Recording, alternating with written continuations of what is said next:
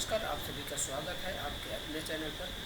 अगर आप भी एमपी डी.एड का फॉर्म भरना चाहते हैं तो आप लोग सही जगह पर आए हैं। आप लोग वीडियो में लास्ट तक जरूर बने रहिएगा, जिससे आप पूरी तरीके से समझ जाएं कि कैसे आप डी.एड या डी.एल.एड जो होता है इसका फॉर्म आसानी से आप भर सकें घर बैठे। और भी एक जो नॉमिनल फीस होती है, जो गवर्नमेंट की फीस होती है, उसी फीस पर आपको एक्स्ट्रा एक भी रुपये चार्ज नहीं करना होगा। ठीक है, तो चलिए स्टार्ट करते हैं। तो सबसे पहले आपको ये दिख रहा है कि राज्य शिक्षा केंद्र, आपको इस ऑफिशियल वेबसाइट पर जाना होगा। बोलेंगे इस ऑफिशियल वेबसाइट पर हम कैसे जाएंगे, तो इस पर जाने के लिए आपको जो इसकी ऑफिशियल वेबसाइट होती है, आप चाहें तो उसका सहारा ले सकते हैं। उसकी ऑफिशियल वेबसाइट क्या है, यहाँ पर आपको दिख रहा है RSK, दिख रहा है RSK MP online.in। आप चाहें तो ये डायरेक्ट सर्च करके जा सकते हैं। और या फिर अगर आपको फिर भी कठिनाई हो रही है यहाँ तक पहुँचने के लिए, तो आप क्या करिएगा, आपको सीधे जाना है MP ऑनलाइन। ये वाला चीज़ तो आप समझ रहे होंगे, इसको देखे भी होंगे आप बहुत बार। तो आप लोग MP ऑनलाइन सर्च करेंगे, ठीक ना, www.mponline.gov.in सर्च करेंगे तो ऐसा कुछ पेज खुल करके आएगा। इसमें आपको जाना है नागरिक सेवाएं में। नागरिक सेवाएं के बाद आता है काउंसलिंग में। तो काउंसलिंग पर आपको ऐसे क्लिक करना है, ठीक है, थोड़ा सा टाइम लेगा, उसके बाद यहाँ पर आ जाएगा। काउंसलिंग में आप देखेंगे आयुष, DT काउंसलिंग,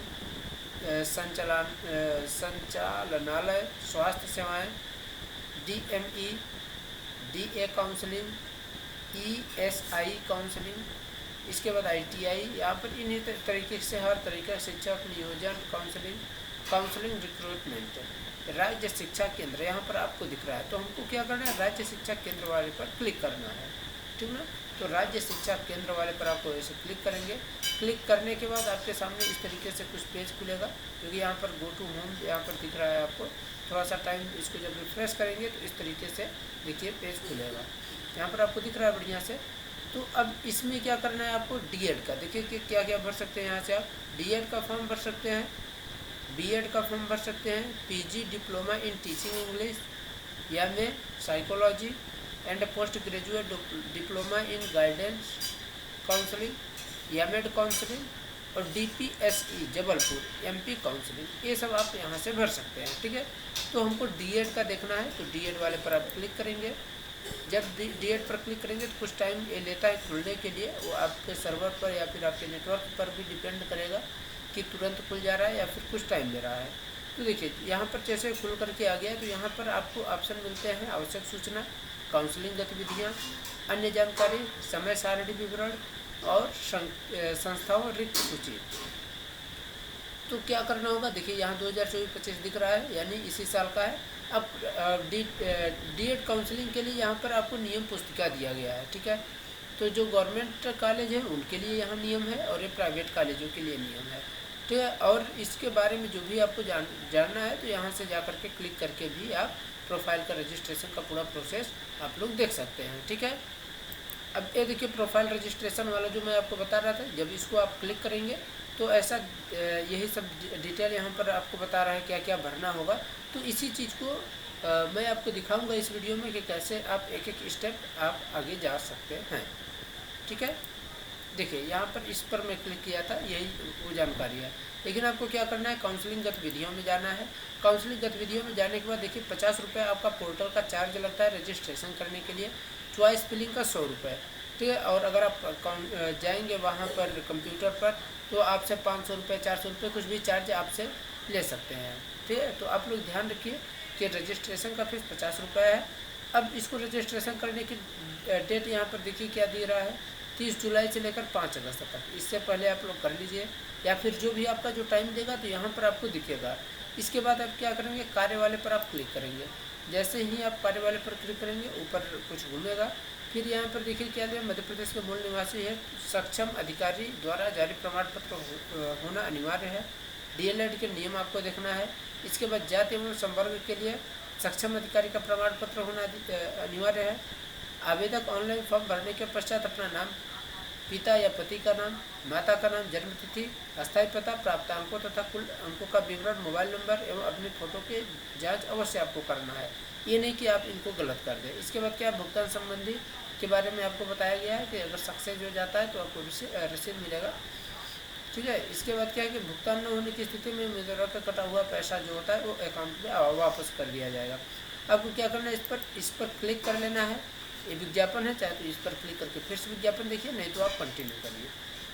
ठीक है, अब कंटिन्यू करने के बाद क्या पूछ रहा है यहाँ पर, माध्यमिक शिक्षा मंडल भोपाल से हायर सेकेंडरी 12वीं की परीक्षा आपने उत्तीर्ण किया है या सम्मिलित हुए हैं। तो यहाँ पर देखिए हाँ या नहीं का आपको ऑप्शन मिलता है। अगर नहीं करते हैं तो क्या रहे, कृपया नया आवेदन पत्र भरें। ठीक है, और अगर हाँ करते हैं आप तो क्या होगा, हाँ करने के पश्चात आपसे यहाँ पर कुछ डिटेल मांगी जाती है। यहाँ पर 12वीं का उत्तीर्ण जो पूछ रहा है, किस वर्ष आपने 12वीं उत्तीर्ण किया है, जो भी डेट होगा उसको डालिए, जो ईयर होगा उसको डालिए, रोल नंबर आप 12वीं का डालिए। यहाँ पर बोर्ड कौन सा बोर्ड है, मध्य प्रदेश बोर्ड होगा तो उसको डालिए, जो अदर बोर्ड है तो आप अदर वहाँ पर डालेंगे। ठीक है, तो इसमें क्या होगा, मध्य प्रदेश बोर्ड। इसके बाद क्या है, यहाँ पर आपका मम्मी का नाम डालना है, मदर का नाम यानी मम्मी का नाम आप डालेंगे और कैप्चा कोड डाल करके चेक डिटेल करेंगे। अब इसके बाद की डिटेल मैं यहाँ आपको दिखाने जा रहा हूँ। ठीक है, तो आप लोग ज़रूर बैठ करके पूरा देख लीजिए, फिर इसके बाद आप लोग जरूर करिए। तो यहाँ पर देखिए, यहाँ रोल नंबर है आपका डाला गया है, यहाँ पर जो भी है, और यहाँ पर उत्तीर्ण का वर्ष डाला गया है, यहाँ पर जो मतलब मध्य प्रदेश भोपाल यहाँ डाला गया है, और यहाँ पर मदर का नाम। फिर इसके बाद जब उसको आप, मैं बताया था आपसे क्या करना है, तो यहाँ पर ऊपर वाले स्लाइड में मैं आपको दिखाता हूँ चेक डिटेल। जब आप चेक डिटेल करते हैं तो चेक डिटेल करने के पश्चात आपका ऐसा डिटेल आ जाएगा। यहाँ डिटेल में व्यक्तिगत जानकारी आपके रिजल्ट के बेस पर रहेगा। आवेदक का नाम यहाँ पर रहेगा, आपका नाम, पिता का नाम रहेगा, यहाँ पर ऑटोमेटिक आ जाएगा, मम्मी का नाम यहाँ रहेगा। इसके बाद पूर्णांक आपका कितना था और आपने पाया कितना, ये सब आ जाएगा। विषय कौन कौन से थे, ये सब पूरा डिटेल आ जाएगा। अगर सही है तो क्या करेंगे, verify detail and proceed to registration. ठीक ना, यानी आपने वेरीफाई कर चुका, अब प्रोसीड करने के लिए आगे आप बढ़ेंगे रजिस्ट्रेशन के लिए। उस पर जैसे ही आप क्लिक करते हैं तो इस तरीके से पूरी जानकारी आपको खुल करके आती है। यहाँ पर आपका जो नाम दिया है, प्रथम नाम लिखा रहेगा या मध्यम नाम अगर कुछ है तो उसको लिखा रहेगा। यहाँ पर क्या है कि सरनेम रहेगा, यहाँ पर पुरुष या महिला जो भी है उसको आप डालिए। इसके बाद क्या है, यहाँ पिता का नाम लिखा रहेगा, यहाँ माता का नाम रहेगा। इसके बाद क्या दिया है, यहाँ डेट ऑफ बर्थ आपको डालना है 10वीं की अंक सूची के बेस पर। यहाँ जो आपका धर्म है उसको आपको सेलेक्ट करना है। यहाँ निवासी पूछ रहा है कहाँ के हैं, मध्य प्रदेश के, जहाँ का भी है उसको आप डालिए। इसके बाद मूल निवासी के लिए प्रमाण पत्र, स्वघोषणा पत्र है आपके पास या फिर प्रमाण पत्र। अगर प्रमाण पत्र है तो ये सब डिटेल आपको भरना पड़ेगा, और अगर स्वघोषणा पत्र है तो ये सब डिटेल भरना नहीं पड़ेगा। ठीक है, तो आप जो भी डिटेल है उसको आप डालिए। मूल निवास प्रमाण पत्र क्रमांक नंबर होता है उसको डालिए, डेट डालिए, यहाँ जो जारी करता है उसका डालिए और जारी अधिकारी का नाम डालिए। इसके बाद क्या है, श्रेणी पूछेगा, कुछ श्रेणी में आप आते हैं, अनरिजर्व में ST SC OBC या फिर EWS, जो भी आपका सर्टिफिकेट लगेगा उसको लगाना पड़ेगा। ठीक है, अगर मान लीजिए यहाँ EWS या कोई भी लगाता है तो यहाँ पर जाति प्रमाण पत्र का क्रमांक, ये सब जो भी है इसको आपको डालना होगा। क्या आप भूतपूर्व सैनिक हैं, अगर है तो हाँ करिए, अगर नहीं है तो नहीं करिए। इसके बाद क्या आप 40% से अधिक निःशक्त हैं, मतलब निःशक्त का मतलब कि आप विकलांग हैं, 40% से अधिक आपका शरीर काम नहीं करता, अगर है हाँ तो हाँ करिए, नहीं तो नहीं करिए। इसके बाद क्या है कि ये वाला ऑप्शन तभी खुलेगा जब आपको इसको करेंगे। ठीक है, और अगर इधर सब आपका सही है तो ये तो खुलेगा ही नहीं। इसके बाद अनुभव के बारे में, कि आपने शासकीय शिक्षा मतलब शासकीय विद्यालय में आपने अध्ययन किया है, यानी मतलब आप पढ़ाए हैं क्या, उसमें शिक्षक हैं, अगर हाँ तो करिए, हाँ नहीं तो नहीं करिए। अगर हाँ तो ये सब डिटेल आपको वहाँ से सब कुछ भरना पड़ेगा, किस विद्यालय में आपने पढ़ाया था, क्या डिटेल वहाँ की थी, ये सब आपको डालना होगा। इसके बाद क्या है, उसके बाद शैक्षणिक योग्यता आपको डालना होगा। ये डिटेल आपका पहले से भरा रहेगा, 12वीं वाला 10वीं वाले में आपको डालना है पूरा डिटेल। इसको डालने के बाद आपका पूरा डिटेल जो आपके रिजल्ट में रहेगा उसी को आपको देख करके पूरा डालिएगा। इसके बाद क्या, आवेदक का पूर्ण मूल निवास जो होता है वो आपको डालना होगा। मकान नंबर डालिए, मोहल्ला डालिए, गांव डालिए, राज्य डालिए, जिला डालिए, तहसील डालिए, मोबाइल नंबर अपना डालिए और ईमेल आईडी डालिए और पिन कोड डालिए। इसके बाद आप अपना फ़ोटो यहाँ पर आपको मतलब चूज करके आपको डालना है। फ़ोटो किस रूप में रहेगा, आपका फ़ोटो जो रहेगा वो यहाँ पर बोला है किस रूप में होना चाहिए, JPG में होना चाहिए। ठीक है ना, JPG फॉर्मेट में आपकी सभी चीज़ डॉक्यूमेंट होने चाहिए। अब क्या होता है, इसको करने के बाद चूज करेंगे आप फ़ोटो, और फोटो चूज करने के बाद यहाँ पर डालेंगे, आपका फ़ोटो यहाँ पर दिखाई देगा।